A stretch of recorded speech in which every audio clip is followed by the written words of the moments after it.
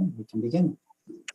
Good evening. I want to welcome you to the Wednesday, May 11th, 2022 regular meeting of the Palm Springs Planning Commission. Can I have a roll call, please? Yes, Commissioner Marusi. Here. Commissioner Miller. Here. Commissioner Hirschbein is excused. Commissioner Irvin.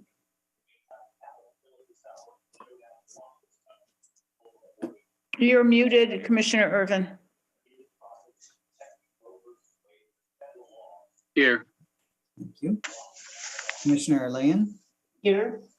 Vice Chair Roberts is excused and Chair Wehrmuth. Present. Quorum. Can I have a report on the posting of the agenda, please? Madam Chair and Planning Commissioners, our agenda was posted on Thursday, May 5th, outside of City Hall on the bulletin board and on our website. So our meeting has been posted in accordance with state law. Thank you. Can I have a motion to accept the agenda? So moved. I'll second that. All in favor? Aye. That's Aye. unanimous. Thank you.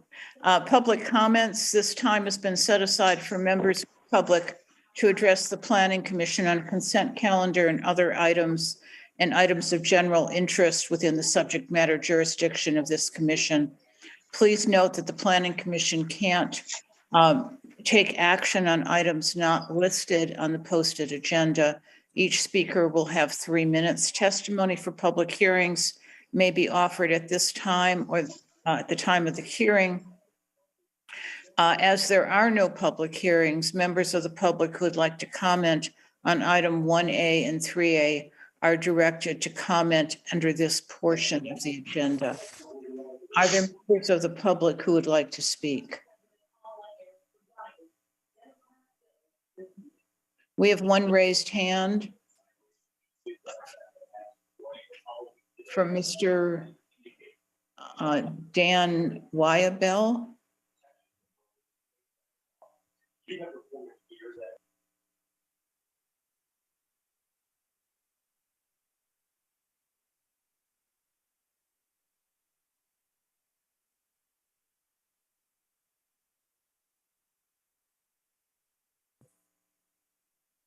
Are there any members of the public who would like to speak? Seeing no members of the public, I see one raised hand. I'm not sure if that's correct. Mr. Newell, is there anybody that you see who wishes to speak? No, Madam Chair. I think we can proceed. There being no one who wishes to speak, the public section of public comments is closed. The next item before us is the consent calendar, and it is approval of the minutes of April 27th, 2022. I have one comment. Do members of the commission have any comments on this? I have one, which is in the resolution. I believe that we also requested that the AAC make any, suggest any changes they deem necessary to the building. I believe that was part of the motion.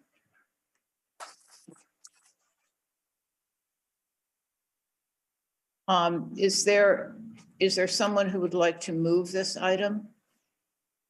And Mr. Newell, are you comfortable with that correction? Yes, that should be fine. Can I get a motion to approve? So moved. With And your change. In a second.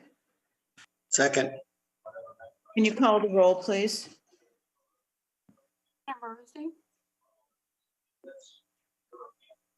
Commissioner Marusi. Here. Yes. Commissioner Miller, Yes. Commissioner Layan, Yes. Commissioner Irvin, Yes. Chair Women. Yes. Approved 5-0. Okay, 3A, we're moving, there is no public hearing and we're on unfinished business. Avalon 1150 LLC for the approval of the final development plans for 130 residential units on 50-foot wide lots within the Phase 2 section of the Miralon development located at 1801 Sunrise Way, Zone PDD 290, Section 35.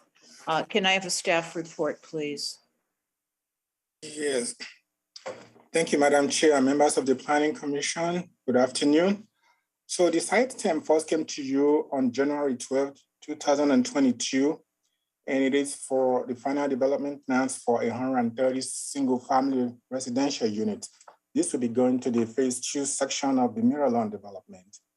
So at that meeting, the commission reviewed the project, and then after a brief discussion, made the following decision. Number one, to continue the matter indefinitely, and then a subcommittee of 5 consisting of 3 members of the Planning Commission and 2 members of the ARC was formed and directed to work with the applicant to resolve all the issues and the non-conformity of the development plans with the Miralon design guidelines. And so 2 separate meetings were held with the applicant by the subcommittee, and before then, staff met with the applicant to go over the issues that were listed by the Planning Commission. So having said that, Madam Chair, I'd like to share my screen and go through the revised plans with you. Thank you. You're welcome.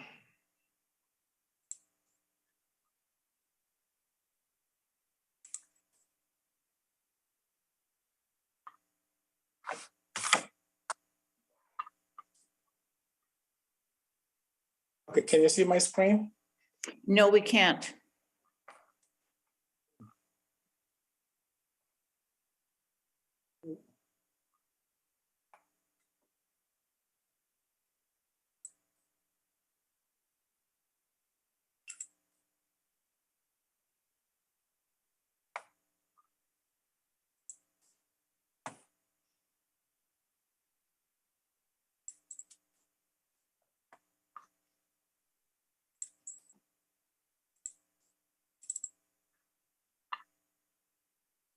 What about now?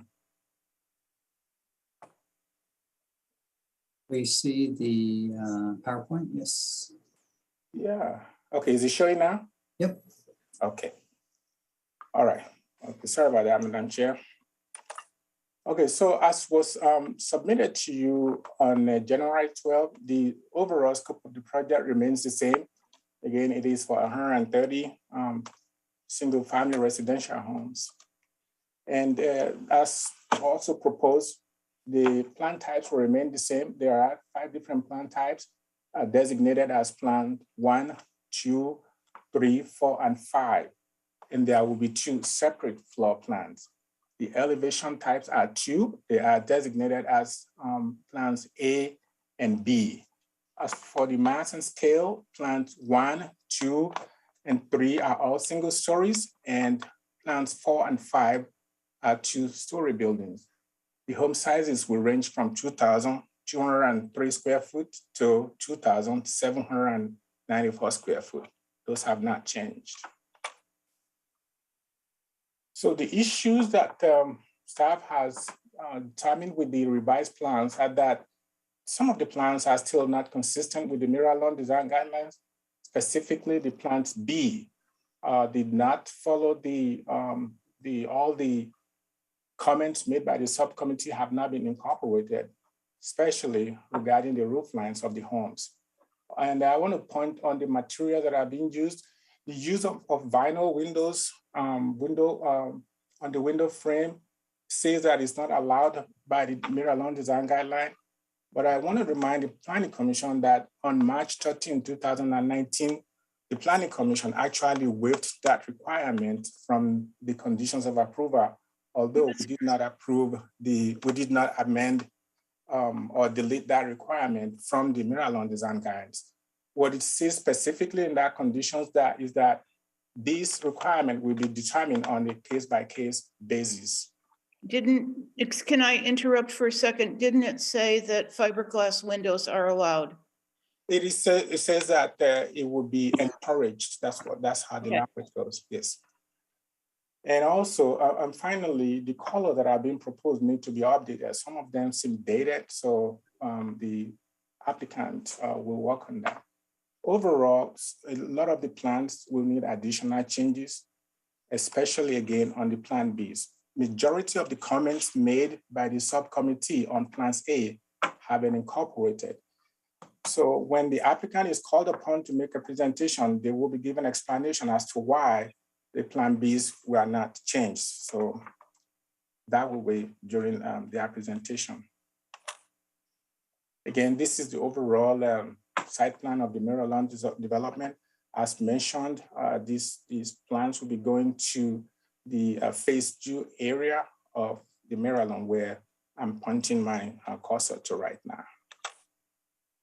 This is the section again. And this is the overall plot plans for the 130 lots. So as here, I have the floor plan. The one to the left is the original floor plan, the one you saw on January 12th, and to the right is the revised floor plan. As you look towards the bottom of the floor plan, you will see some minor adjustments that have been made along the driveway apron and then the walkway areas. Some of the changes have been made in some of them in the rear section of the floor plans. This is revised plan on plan 1, plan type 1. This is the elevation. So what I'm doing here is to be showing you comparing side by side on the ones that you saw on January 12th and the revised plan. So, but here is the real revised plan elevation. So this next chart will show you the plan that you saw on January 1st and January 12th. And the one to the right is the revised plan. The comments made on the second meeting by the subcommittee was that the direction given to the applicant that the elevation mass of bedroom wing to be parapet instead of overhang. And this is the changes are right here. The applicant did make the changes to the roof lines. And as you can see, there are changes in the windows area of the elevation. And these are more changes and there are more sections of the elevations. So here we see, again, to the left is the elevations that you saw on January 12th. And to my right are the revisions made to the elevations. All these are contained in the exhibits that the Planning Commission has. Here are more changes, and these are the side elevations of the original plans to the left, and then the revised plans. Here is one of the issues that I pointed out. This is the revisions to Plan 1B. As I mentioned, there are issues with elevation Bs of all the plans. It appears that the applicants, according to them, they got all the comments, but after research and they came back and say they made some revisions to it, changing the slope and the pitches of the flat roof. However, it remained very similar to what you saw on January 12th. And so these are the two of them side by side. Again, the first one to the left is the one you saw on January 12th, and this is the revised elevation they proposed after the meeting with the subcommittee. The subcommittee had directed that they wanted the masonry element to extend up past the sloped roof and omit the overhang and use parapet instead. It made some of the changes here, however, the sloped roof remains. And these are more elevations of the Plan 1B. Again, these are the ones that you saw originally on January 12th, and these are the revised plans. Some of the changes are noticeable. However, on the talking about the roof lines, they remain almost the same. As I mentioned, the pitches have been reduced. They're no longer as high as they were originally, but the fact is that they have not been totally changed. Here are some more elevations of that plan, and these are the side elevations. With So- this, I'm sorry. oh, can you explain what changes were made in the side elevations? Yes. So, well, let's start with the roof line. As you can see, this is the original one that you saw on January 12th. Looking at the roof lines, they look different. They have reduced the number of slope roofs that were incorporated into the original design. The revised design have been simplified. However, they still remain roof. And you see more articulations on this wall here. On the original one, you have a blank wall, but here there is a sliding door and another door here that gives some articulations to the wall. It's no longer as blank as it was originally. And the same thing applies to the right elevation. Can you also show us which windows were punched and which ones were changed? Yes. So if you're looking at these windows here, the first three are actually, they're not as flat as they were on the original ones. And the same thing applies to the windows to the right, on the right elevation. And then there is an option of a canopy that's been added to the revised plan.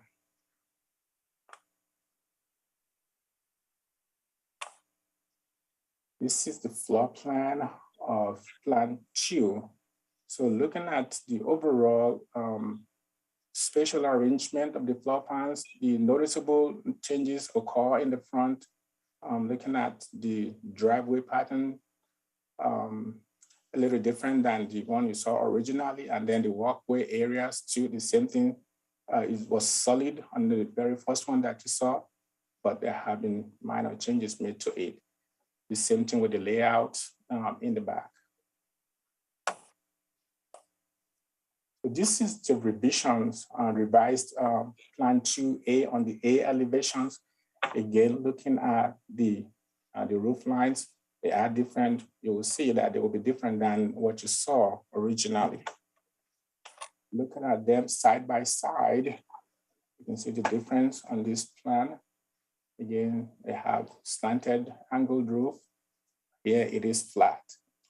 The subcommittee had directed them to incorporate windows, flush windows to underside of overhang and possibly eliminate above front wall. They did all of that. So this is a revised plan. Here are more sections of that plan elevation. As you can see clearly on this one, on the front elevation here, the roof lines are very different and they incorporate some more elements around the bedroom area or the front section area.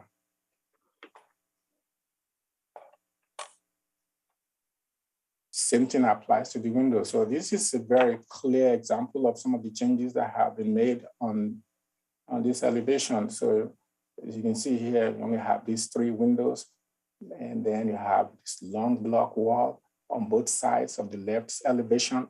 But as you can see here, there are more windows and a door, I believe here. Same thing applies to the right elevation. It's no longer as long and boring as the first, as the original plan that you saw on January 12th. Moving on. So this is the plan B. So as you can see, the recurring theme on the B plans, the roof lines remains the same. Same thing that you saw on plan 1B, you're seeing in plan 2B. Again, when the applicant make their presentation, they will explain to the commission as to why they chose to keep the roof lines same. There were changes made to the original plan compared to what you saw on January 12th. As you can see, it is very stark, the difference that is. However, staff has determined that it did not incorporate all the changes that were recommended by the subcommittee. The subcommittee had commented that mass of the living area to be flat roof with parapet instead of sloped roof.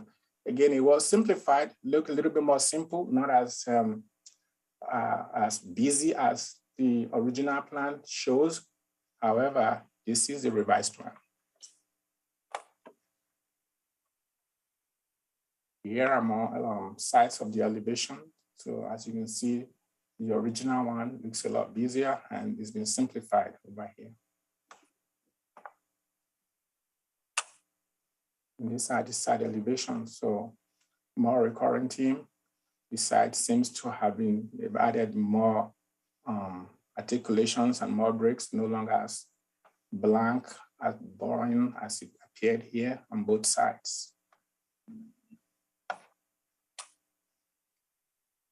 So going on to plan 3, these are the 2 floor plans. The one to the left is the original, and this is a revised floor plan.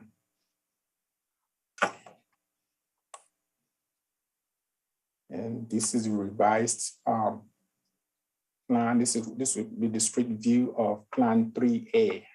So we're looking at the roof lines. Can I just ask, is there a reason the walkway wasn't all covered? It may be part of their design vernacular. I'll let the applicant explain that. They did not explain that to me.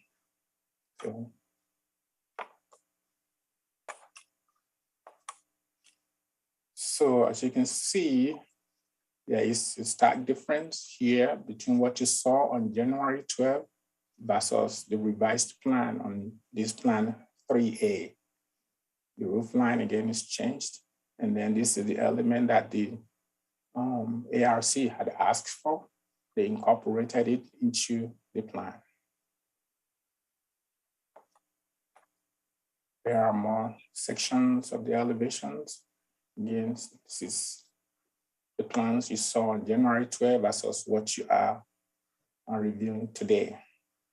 This is the front, this is the rear, and these more portions of the rear. And these are the side elevations. And as you can see, there are more windows and a little different than what you saw on January 12. This is the B plan of plan number 3. This is a revised elevation. This will be the street view of plan 3B. So comparing it side by side with the revised one, with the original one, again, changes were made, simplified. However, it still has the sloped roof and some flat element as asked for by the subcommittee. There are more sections of the elevation. So here you'll see the front and then the rear. One will be optional and one is without covered area. And that would be the one to the right. Again, you see the difference between the January 12 plans and the revised ones. Here are the side elevations of that plan 3B. So this is the floor plans. Here we have, to my left is the ground floor and then the top floor. That's the original plans that you saw on January 12. What you have before you today, to my right is the ground floor and then the top floor. So the change here is that it has been moved backward, it's been recessed backward more than what it was, than what you have originally. So you will see that difference when you see the elevation plans, how it affected the overall design of this plan. Here is the street, the front street view of that plan 4A. Again, they incorporated the comments of the ARC into this new design. And as I mentioned, this is that second floor area that you saw on the floor plan. Looking at it side by side, the original one and the revised, you see the great difference here on the roof line versus the flat roof that's been incorporated into this plan. Comment from the ARC, from the subcommittee meeting was that they would like to see the bedroom element higher than the garage and overhang and have it bang into it. So they made those changes on this plan. So here are more elevations of plan 4A. Again, the original plans to my left and the revised plans to the right.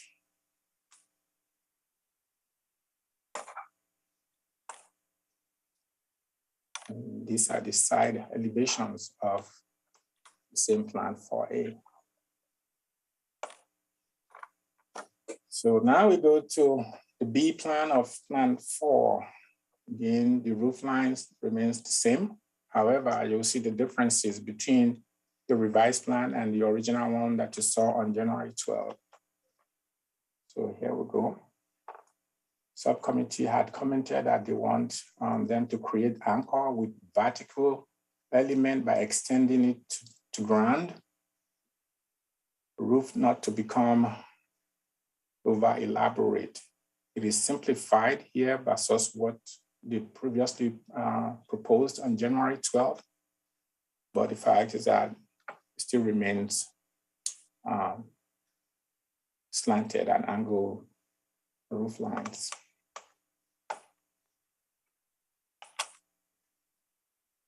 Here are more sections of the elevations comparing the January 12th plans to the ones before you today. The front and the rear with optional covered area. This one without the option of covered area. And here are the side elevations of the same. And finally, the plan number 5. So this is the ground floor and the second floor of the original ones you saw on January 12. And the ones to my right is the revised floor plan. Again, the driveway approach has been changed, and so are the walk parts. This is a revised plan 5A, looking at it from the front street view. Looking at the original plan versus the revised one side by side, you can see the difference here is very clear that they made those changes to the plan A of,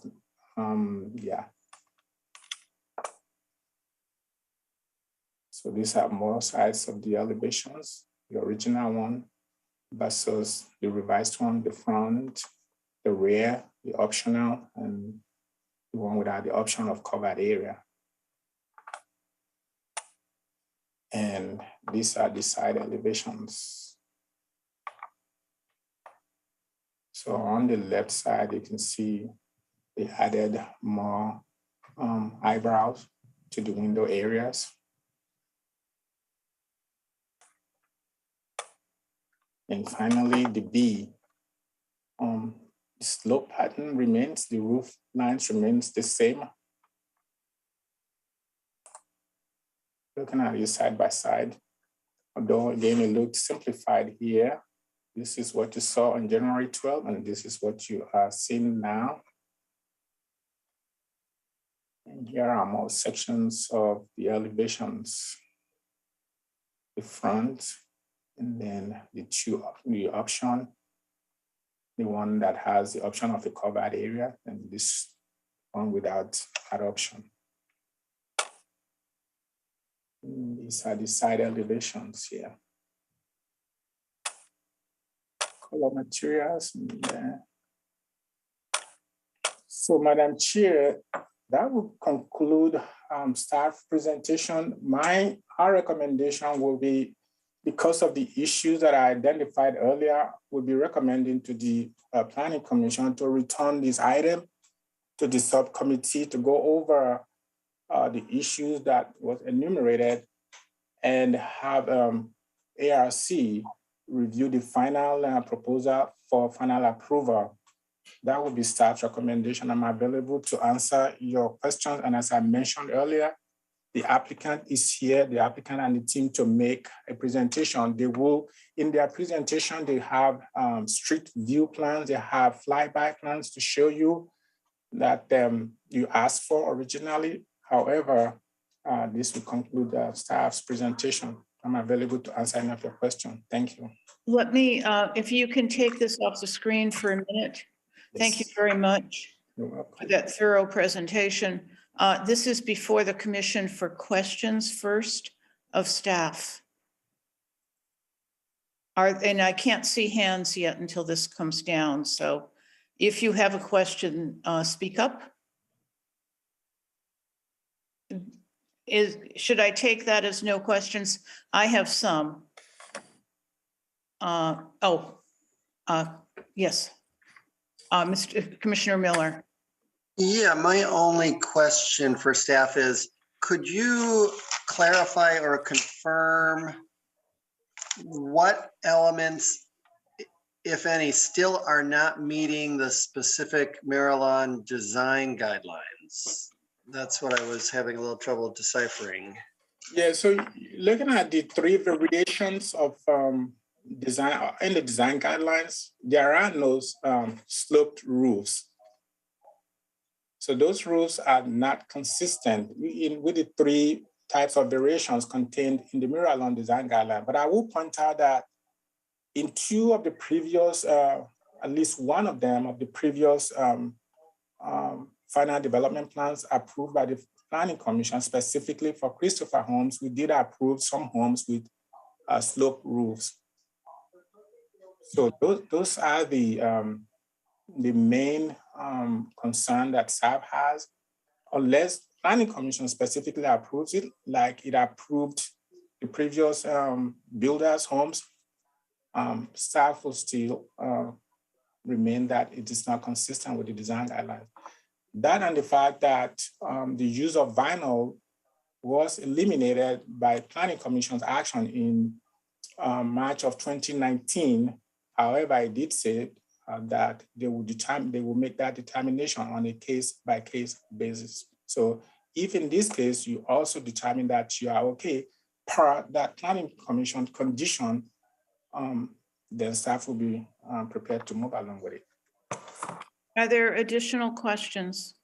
I have some if they're not. When I went through the guidelines pretty thoroughly today, and what I found was that the guidelines say simple roofs and flat roofs on page 27. They also said that the building envelope must provide shading to large glazed living areas. And I'm looking at the backyards, and the optional covers is not providing coverage and providing coverage for the bedrooms. So I think there may be issues in terms of providing that the envelope, unless you choose the option and pay more money, isn't providing shading. And am I correct in those?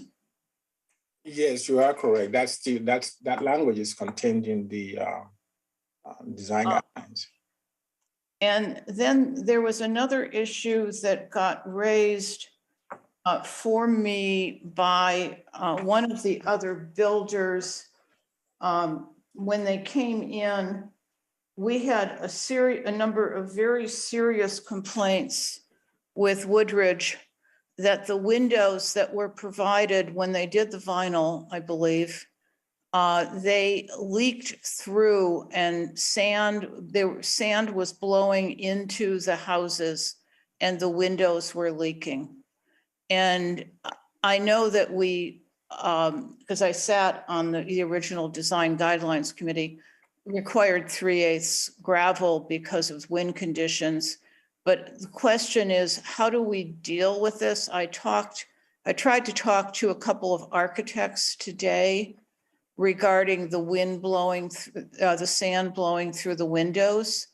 And they suggested hurricane windows, or they suggested working with the builders to figure out what kind of treatment, what had to happen to have those large sliding windows that are one of the elements of this actually not leak sand and dust into the houses. So that may be a question for Mr. Priest, but it's something I think that needs to be looked at. And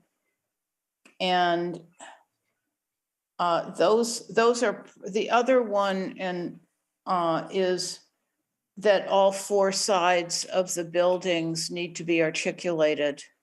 And that seems to be a condition, and that would be something that's before us as well. I know that was a issue that was raised on the committee. I don't know if it got resolved on the subcommittee, that there was enough articulation on all four sides of the building. But as I pulled through the design guidelines, those are the ones that I found, and I was just wondering, staff, if you're in agreement on all of those. So as for the number, the number one issue that you raised, I think I will let the city attorney pitch in on that, but also that will be a matter that you may want to discuss with the applicant when they make their presentation. Right. So to discuss the issue of mitigating wind problem and materials that are used. So yeah, we will let the applicant speak to that and what they intend to do to prevent that from happening again. And then as far as the articulations are concerned, looking at the staff is in agreement that they have incorporated a lot of articulations into all the four sites compared to the first go around. So, however, this is before you today, as I mentioned in the staff recommendation, as we'll be taking this to the ARC and to the subcommittee, the Planning Commission could add some conditions or the directions that you want to see in the final product when it goes to the ARC. And so your recommendation would be to take it back to the subcommittee with issues that we wanted to raise, and also send those issues along to the Architectural Review Committee, but not bring this back to the commission itself. Is that correct? Correct, Madam Chair. Thank you. You're welcome. Madam Chair, I believe I can also chime in. The three issues I understand identified relative to the design guidelines, the roof lines and slope, where the design guidelines do call out cantilevered flat roofs or just flat roofs. That's the first issue that I believe has been identified here. The second one being the frames and materials for the windows and sliding doors. Mr. Robertson did point out that the Planning Commission did grant a minor amendment to the preliminary PDD several years ago, which removed the requirement for aluminum. However, it does say in the minutes that fiberglass is highly recommended. I believe Mr. Robertson touched on that. And then alternate window material to be considered by the Planning Commission on a case-by-case basis. So that was reserved by the Planning Commission. And if the commission believes that there is, a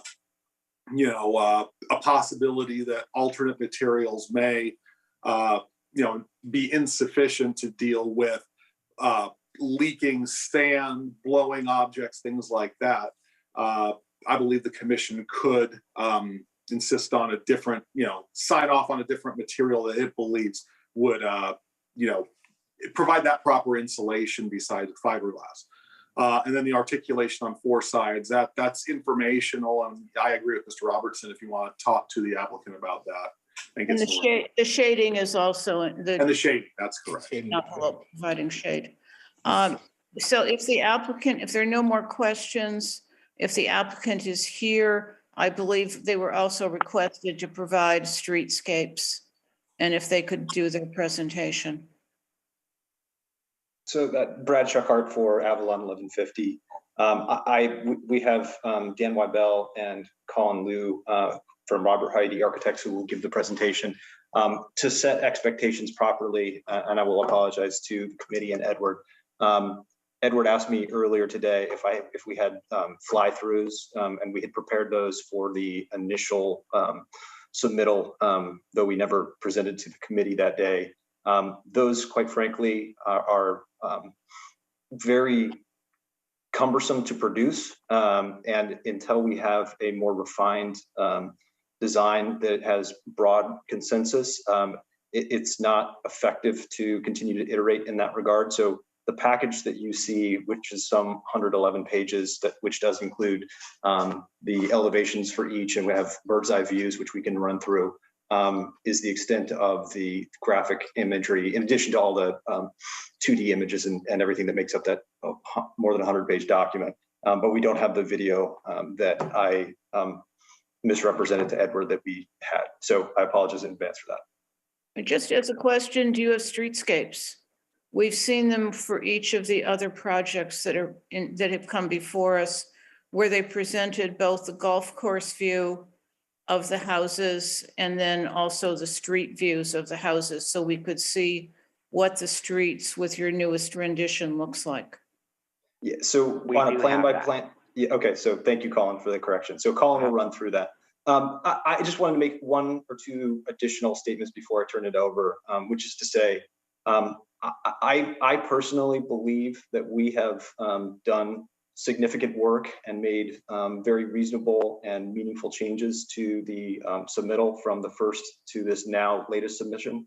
And Colin can speak to some of the particulars, but we made a conscious decision to incorporate some sloped roofs into essentially 50% of the elevations, because we are finding, as a practical matter, and looking at what's currently being built at Miralon and projecting that out to all 1,150 units, that the idea of completely going with flat roofs across the board creates a fair bit of monotony that we're trying to control and avoid, quite frankly.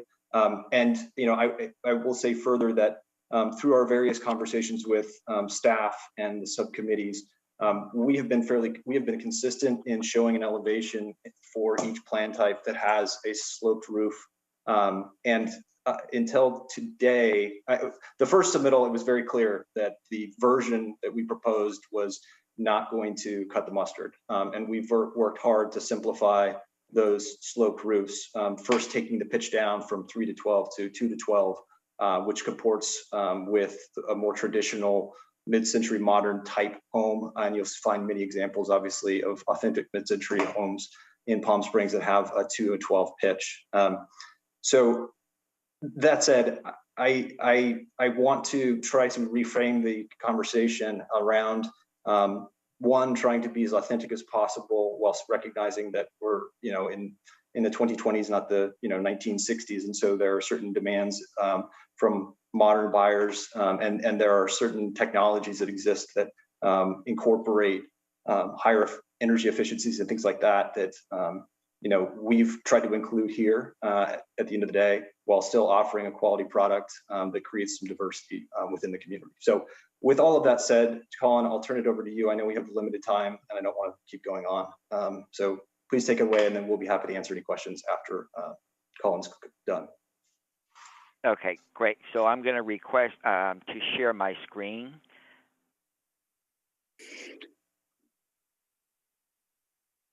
Please let me know if you could all see my screen that has the site plan Yes. currently out. Okay, great. So again, thank you all for your time this evening to review the updated package for the 50-foot wide products. So in the interest of time, I'm going to be very brief on my presentation. I've broken it down into 4 parts.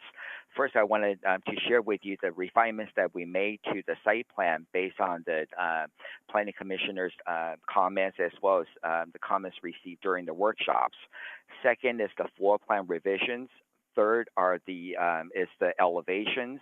the updated elevation design, and fourth is my response to the questions that I noted down during the earlier presentation. So what's up on the screen? It's the site plan, and as you could see that and I will zoom in slightly, is that previously the front yard setback were all set at 10 feet. And this revised plotting that shows a variation of front yard setbacks that it ranges from 10 to 15 feet depending on the lot depth.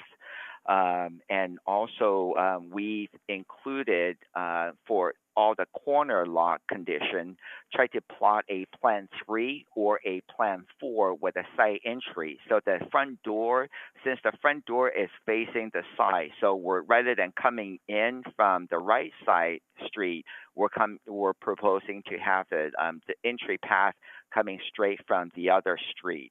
And then also one of the comments earlier I heard was the articulation of four-sided architecture. We completely agree with that. However, just looking at the ways that these plans are plotted, they're plotted 10 feet apart in the middle where the garage site is located. This is predominantly going to be more of a utilitarian site where the trash cans are located as well as the AC condensers. However, on the opposite side, that's where the gray room, dining, kitchen, as well as the entry and secondary bedrooms are located. That has a lot more fenestration as well as introducing plane breaks to provide articulation on the exposed side elevation, and that is held true for all the corner conditions as much as we can. We still have the monotony code that we need to adhere to so that we don't have the same plan and elevation plotted at every corner. So you will see that we try to incorporate that into the site plan. So with regards to the floor plans, we've reviewed the recommendation for reciprocal site use easements, and given that the fact that these lots are 50-foot wide, the architecture itself is 40-foot wide, that gave us a lot more options to provide daylight on two sides of the dwelling, as opposed to going to a reciprocal use easement. And then that will only allow us to have daylight on one side.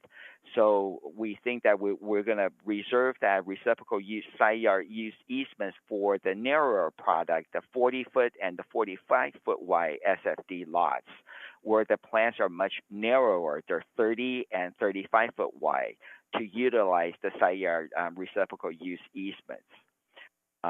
And then also we studied the plan layout. One of the comments from the Planning Commission was to study a floor plan layout with a spa pool that's located at the front of the lot.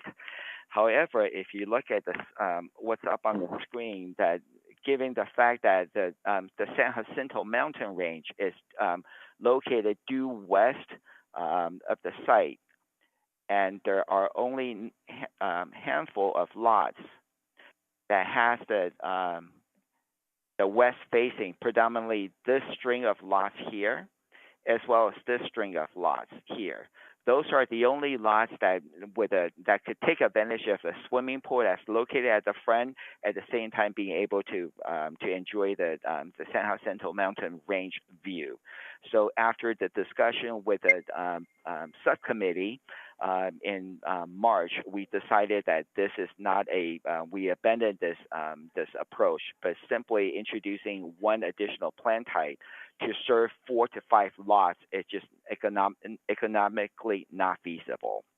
And then also the Plan 4 and Plan 5, the two-story plans, as Edward pointed out earlier, the second floor area were revised to be away from the front of the house to promote a street scene comprised predominantly with single-story massing.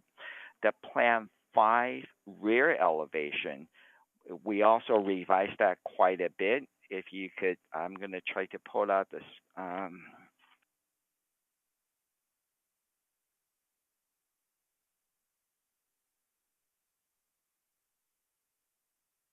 the rear elevation for Plan 5, this is the great room dining area. This used to be two-story here.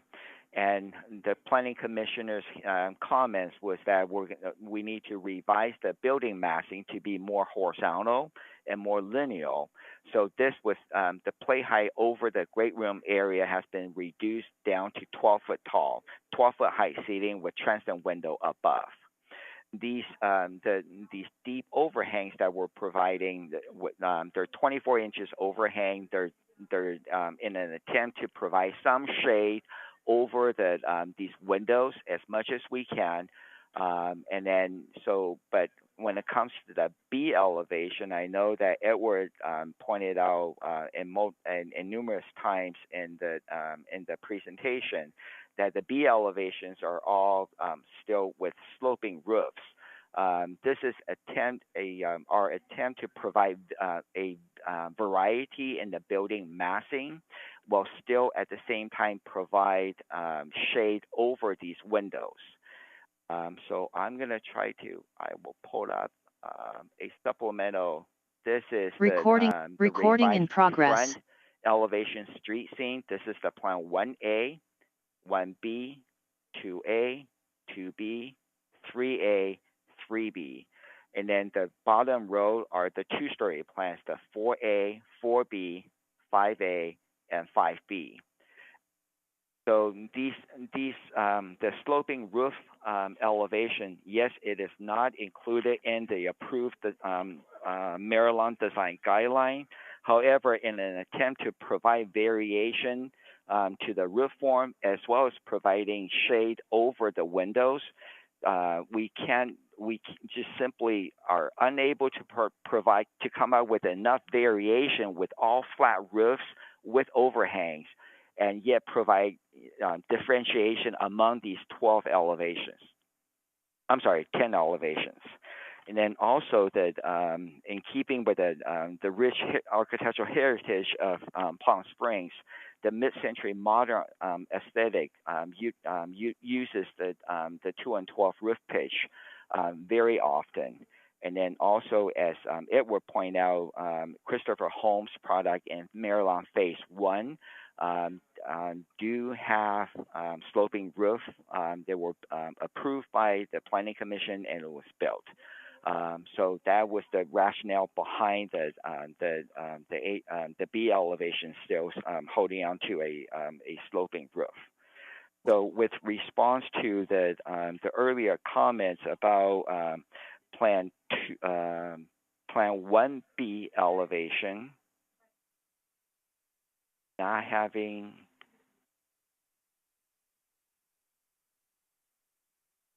not following what the planning commissioner's comments of having a projection out in front of over the roof line. One of the comments from the planning commissioner was to extend this the enhanced wall material, project that out, so making it almost like a false chimney. And after studying that, we just feel like more or less like an applied on element. We were trying to make these elevations very simple, elegant, and timeless. And having these applied on Disneyland architecture element is what we're trying to refrain from. So we studied that recommendation carefully, but we're unable to provide that, and we would like to explain that the rationale behind that. And then your second question was on Plan 3A. The reason why the entry path is not covered completely, again, this is for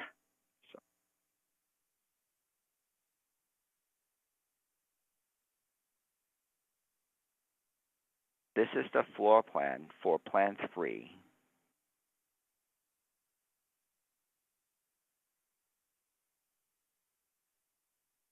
The dashed line represents the roof eaves that's covered. So yes, the area entry, this entry element here with the gate, this is not. It does have a roof over it. The only portion that's not covered is this area here. Again, if we are to extend this eave completely over, it does not give us enough of an articulation. You basically have a flat canopy over the entire driveway, entire walkway.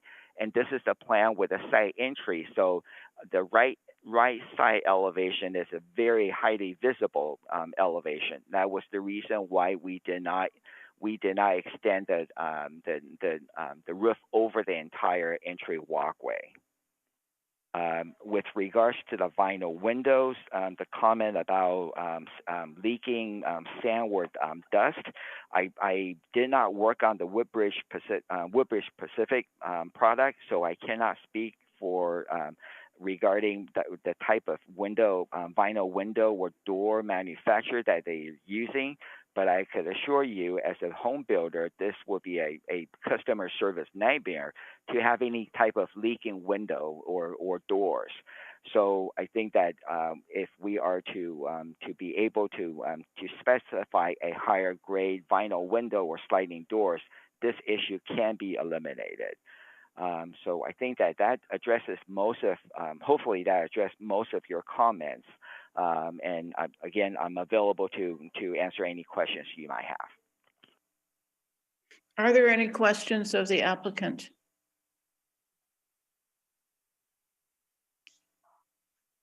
Seeing none, thank you very much for your presentation, and the matter will be before the commission. Oh, one more question before we do that. There was a recommendation that your retainage area be turned into a dog park. What did you do with that? Colin, I could speak to that. Okay. Yeah, I mean, I think that's a separate matter from this architecture. We've certainly looked at it. The concern with that drainage feature is it is intended as a drainage feature. The slope down is quite significant, and we're frankly concerned about the safety of. We don't want to frankly encourage people to use that because it's, like I said, its intended purposes as a flood basin, and it's not, access to it is not simple. Thank you. Okay, thank you. Okay, the matter is before the commission. If we can take this down and have a discussion first. Are there comments, concerns? That we have a staff recommendation. Are there comments?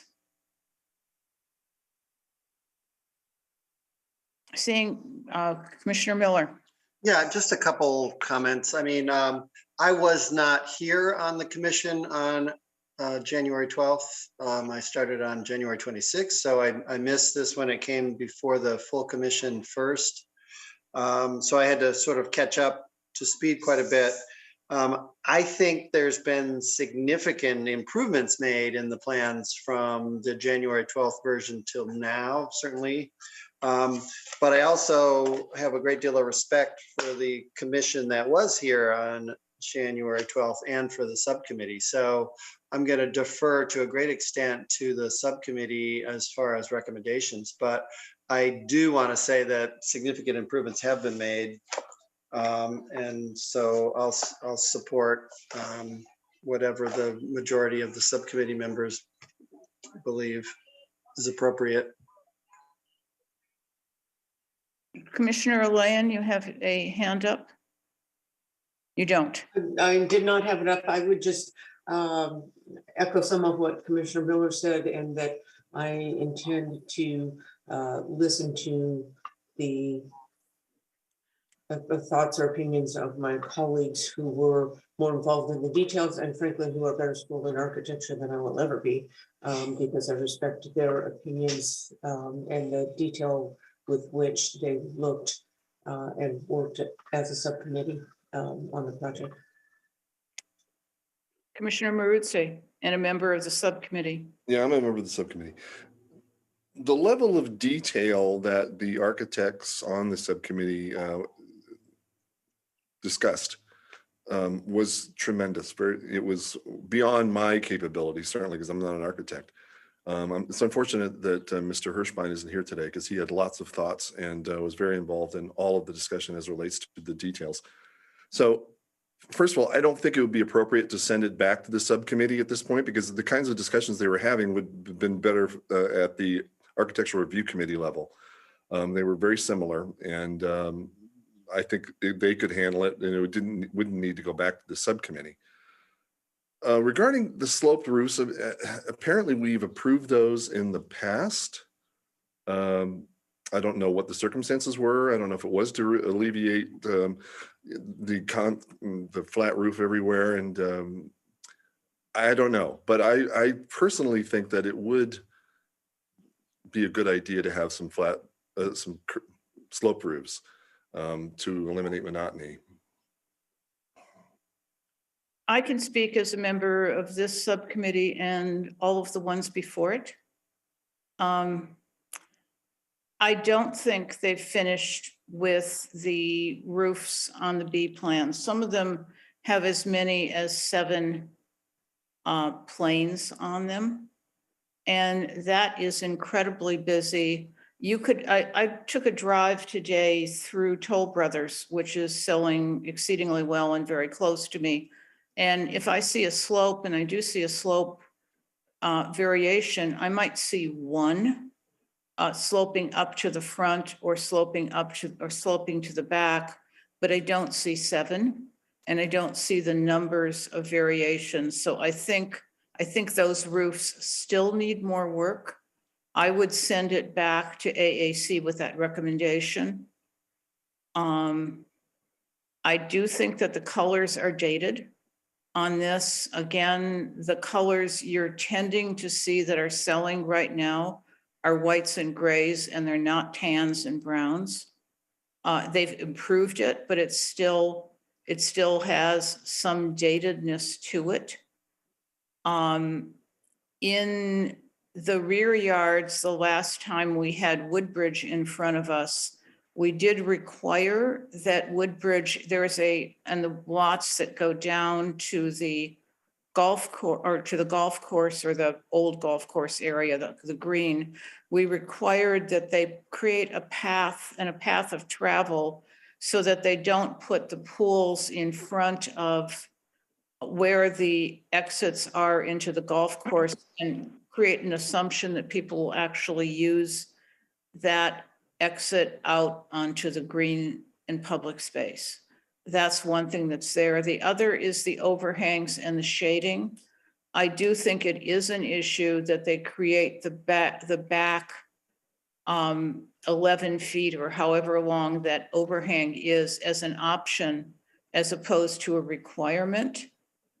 The building envelope does not at this point provide shade for the living areas without that area being required to be covered. I would have the AAC look at the differentiation on all 4 sides and make sure that they're comfortable with that. And I think that's important. And I do think that we should send the window issue to the AAC so that they can be comfortable that and I would prefer that we went back and used the aluminum windows, or the other preference was the fiberglass windows. But I absolutely think we need to have the building manufacturer show the Architectural Advisory Committee that there will not be that kind of leakage that we've seen. And we have a different condition. I live in a windy area. It's been blowing enormously the last couple of days, and I can't imagine what it's like out in Miramar. And I do think that making sure that the materials work is really key. I think I missed the last meeting because of my accident, although I was at the first meeting, and I share staff's concern about the roofs. I don't think absolutely everything needs to be flat, but I don't think there should be more than one uplift and not 7 planes, as many as 7 planes. Also, from my point of view, the 5th and 4th plans still need work.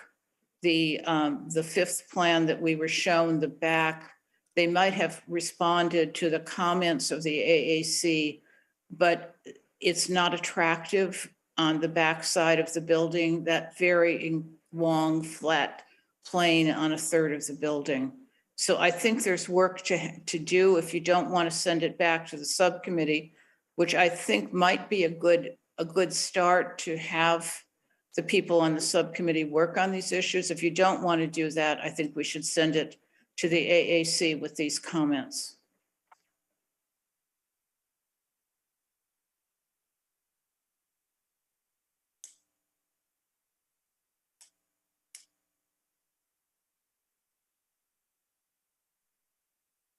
So seeing no discussion, I'll make a motion of my comments and see if there's a second.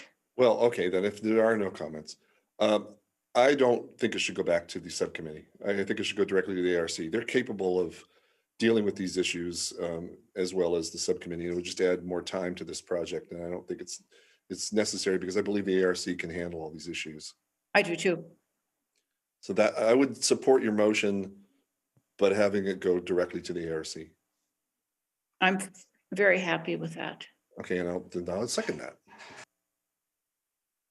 So, Madam Chair, if I could just, for clarification purposes and for clarity and direction to the applicant, there will be a reduction in number of sloped roofs, and I want just to hear from the applicant if they are willing to do that, because the latest plan that they had didn't incorporate some of those comments from the subcommittee.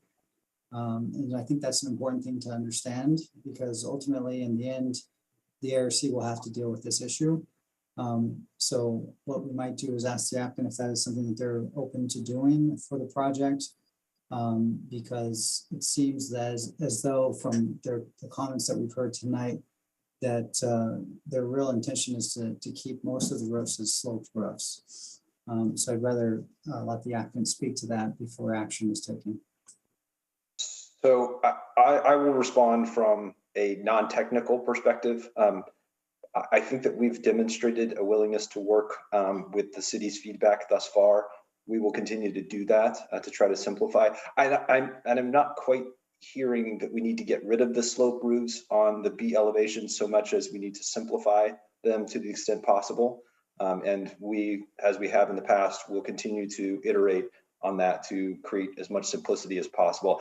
I have not counted the roof planes on the designs. So to the extent that there are 7 and we can reduce that number on a particular plan or elevation, we can certainly consider that, and we'll work with the committee to create that greater simplicity. Now I know Colin is now showing one of the Plan 1Bs, so I don't know if Colin, you're able to go through all of these, or if the committee is even interested in it, but we will continue to work on refining and simplifying these sloped roofs. So I may be dancing around it a bit, other than to say that we will continue to do what we've been doing, which is take the feedback and synthesize it and try to incorporate it as much as we can, so that everybody ends up satisfied. What in my motion, I'd like, I don't mind that the ARC determines that a sloped roof is okay. I think I'd leave them the flexibility to determine whether they want it on all of the Plan Bs. And I'd like them to weigh in on that and figure out what works. And I'd agree with that.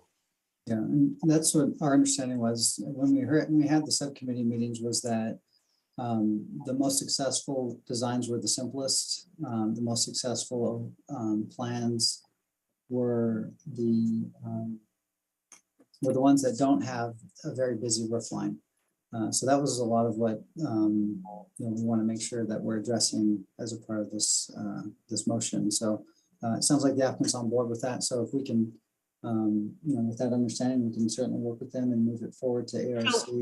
Let's go through all of the points in this. The other is a path of travel, so that it's not a cluttered path of travel from somebody leaving the house and walking down to the gate. Don't care if you move the gates so that it works, but on some of the existing models that I went to see, you would have to climb over created structures to be able to walk down and go into the public space. And what I'd like to see is wherever the gate is, there's a way that the homeowner can use that and walk out of their house into the green space. That was one of them. The other one is just to have the ARC look at all four sides of the building and determine that they're articulated enough. I'd like them to look at the colors and the color palette, just to make sure that the colors that are being used right now are ones that are going to sell. And I've been seeing have been seeing everybody where I live repaint their taupes white, gray, and doing something different. So have them look at the color palette. I don't have an opinion as to what it has to be, but I want them comfortable with it. The other one is the public or the building envelope creating shade. And my concern is that the versions of the plan where you don't purchase the additional option for an additional cover are not creating the kind of shade you need for those back large windows. And so I want them to look at that. I would prefer to see shade structures not as an option, or if they're going to give two options of different sizes, but something with shade. Again, we live in an area that's got a lot of sun in 117 and 124 degree temperatures. Yeah, and then the last is the windows. And I would prefer that we saw at least a fiberglass option, but what I'd like the ARC to look at the window choice, whichever way they go with it, and I would give them the flexibility to choose. I'd like you to make them comfortable that we're not going to have sand intrusion with the windows that you do choose. I think that's what I have for instructions for them. Are you comfortable with that, Commissioner Moritzi, as a second? Yes, I am. Are there any comments? There being no comments, can we have the roll call, please? Chairwoman. I'm sorry, Ms. Hens, Madam Chair, before we begin. So the motion is to find that the final plan is in substantial conformance with the preliminary development plan with those items reserved to the ARC that have been discussed. Is that the motion as I understand it? That's the motion, but it's very specific on those items in terms of conformance. Correct. I would give them, the engineered block we have, I'd give them a little bit of freedom to choose a couple of, and work with their architects to choose a few different styles so that the buildings look different. It doesn't look like the block is the same on every house. Those things I think they will normally take on, but the that we've discussed are the key ones that have come before us. Thank you, Madam Chair.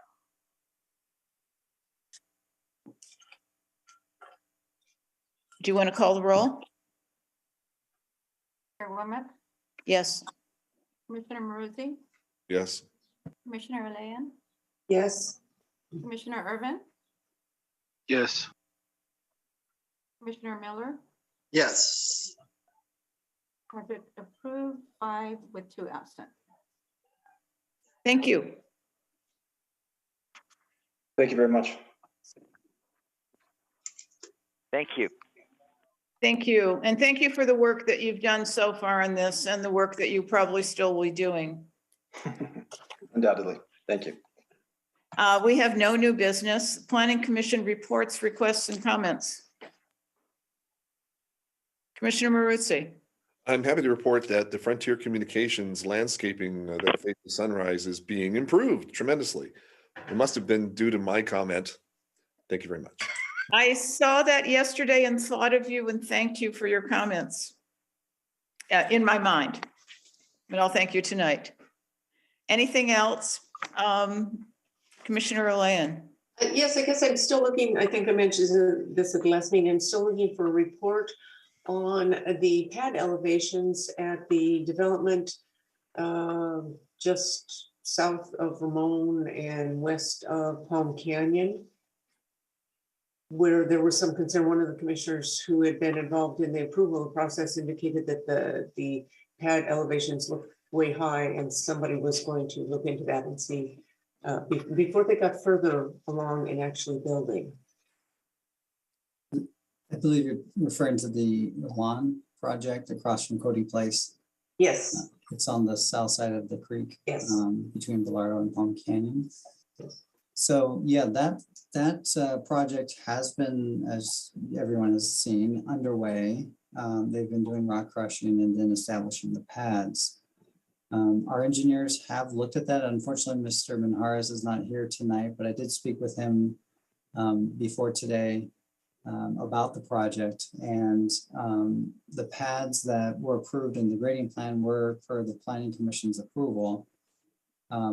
We don't have pad certifications yet, but presumably those would be, once we do receive the pad certifications from the developer, that they should be in conformance with the Planning Commission approval.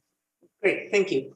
I'm sorry, could you explain what you mean by that in terms of the developer providing the pad certifications? What does that mean? Anytime we have a new project, developers or builders have to submit certification that the pad is per the approved grading plan. And so that's part of the documents that are provided to the city as a property is developed. So I hate to quote Ronald Reagan, but he used to say, "Trust but verify." Well, their engineer's license is on the line, and that's basically what they're verifying under their. But if no one goes and checks, then how would it be on the line if it's always just taken as their word? Well, the engineer certifies that it's in accordance. Our engineer, the city engineer. No, the engineer of record. So our engineers never go to make sure that the certification is accurate? And we do that for the poles when we were talking about having, the height poles. We had somebody go out, a third party or whoever, the city, verify that. We don't do that. Well, it's the engineer. Yeah, not the city's engineer. It's the engineer that is under his license certifying that it was done accurately under the professional license. We had one major issue with pad height on the project that was on Ramon west of Palm Canyon. And I think after that, we got a promise that the pad height would always come before the Planning Commission, and it would be, the commission would know about it. I'm just wondering, we just approved or you passed through 130 homes. Was anything dealt with on those on pad height? So I can respond to that. Madam Chair, before now, the precise grading plan for that project was actually approved years back, and the rough grading and grading plan already took place in that development. But on something new that would come to us. Correct. And normally we do include rough grading plans in most of our projects, but if you want to see them specifically from here on, I will walk Mr. Oh, we specifically want to see them. We went through that project with Woodbridge and the neighborhood complaints. Okay. So we actually said that we actually wanted, the commission that I was on at that time always wanted to get information about pad height. Okay, we'll provide those to the commissioners. Yeah, and specific actually to that project, to the Elon project, that as a part of their final development plan, they did come in and request changes to their pads. And that was identified. So the commission did review the specifics of this project and compared site sections for the project and looked at what was approved versus what the applicant was requesting, which was instead of having several stepped pads with significant retaining walls at each pad, their request was to do more of a gradual slope on the overall project, as opposed to significant terrain, significant retaining walls near the westerly side of the project and having the houses sit further down from the Lardo. So that was actually something that was specifically reviewed by the commission. So they did raise those pads and they did get approval from the commission. And we probably, after the neighbors complained, wanted that called out. I think it was in the packet, but not called out to the commission in terms of the impact. But that's, hopefully we learned from our histories. It would make me more comfortable if the developer's engineer was aware that the planning commission is very concerned about this. Yeah, as you recall, Re-emphasize the point. Yeah, I think, when we were talking about this at the commission, when the item was brought up, there was, the question about whether you'd rather see a wall and a building versus. I understand those points. Yeah. That's not what I'm commenting on. What I'm commenting on is what will be built may not be exactly what we ultimately approved. And so I know that the engineer's license is on the line and all that. I would like to have that known that we are paying attention to this, because the issue is the pads that are adjacent to the road, the main road, are the ones that everyone sees when they drive by, and they block views, and those in the past have been problematic in many developments around the city. And I'm not convinced that in every case they perhaps matched what was approved by the planning commission at the time. So I just like to get that more verified. But if that's not the way you do things, then I guess you have to just let them know that one of the planning commissioners is driving around and constantly staring at the thing and is very worried about it. We will communicate that. A question for you. Are we going to expect our agendas to get a little fuller, or will they stay quite this light through the summer and we can plan cruises and extended hikes and other things? Yes, please plan your cruises in August. Yeah. When we're dark. Okay. But no, yeah, we've got a lot more work to be done. So we'll have we plan on having a study session here soon. Actually, we've talked about it at the next meeting, depending on the number of items we have, and if that item is ready.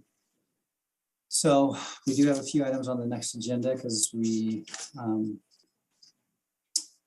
want to make sure we can get enough business, get business done, and keep you here past 7. So. And the next agenda will be the one that I know I will miss this year. So hopefully our vice chair will be back to chair. Yeah, we actually, the next one may be a light agenda. The next one is one we might have a study session item on it, if it is a light agenda. So you won't miss a whole lot, it looks like at this point. Are there any other questions? Do you have a report for us? Yes, so I did have 2 items that we've already discussed: the Frontier Building Landscape, the Elon pad elevations. The third item that was asked about at our last meeting was the Orchid Tree TOT timeline. So I do have that document. As you probably all know, there was a fire at the property on April 28th. So unfortunately that has occurred. We understand that, we haven't heard otherwise, that the project will be delayed because of this. But, it's still early, so we'll see where that goes. But in terms of the timelines, there's 14 milestones in the performance schedule, and I can share it with you now if you'd like to see it. But there's very specific. So let's see, do you see the screen here? Okay, so yeah, you see the performance schedule here. There's several items that occurred late last year and early this year. The most recent was they submitted their application to extend the entitlements on March 1st. They did submit other documents to the city to show that they're demonstrating substantial progress on construction plans. And then in June, they will have to submit complete construction documents to the city. So we still will be scheduling the time extension for Planning Commission consideration. And then in June, we'll have, if they do meet this schedule, have to submit construction documents to the city. So more on that will be reported to the commission.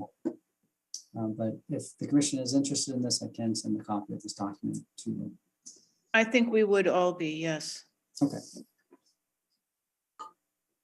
And no action items to report on city council. Their meeting is tomorrow night. So they will have a continued hearing for the Fuego nightclub. So that will be on their agenda. That's on their agenda tomorrow night. The council is also doing their 12-month review of the VIP Motors vehicle storage lot on Matthew Drive. And those are really the kind of main items that are planning related. The VIP Motors was an item that council overrode Planning Commission denial on. Do you know if the conditions that they required have been met? I think when I read the staff report, it looked like the applicant had met those conditions. Correct. They have. Thank yes, you. Correct.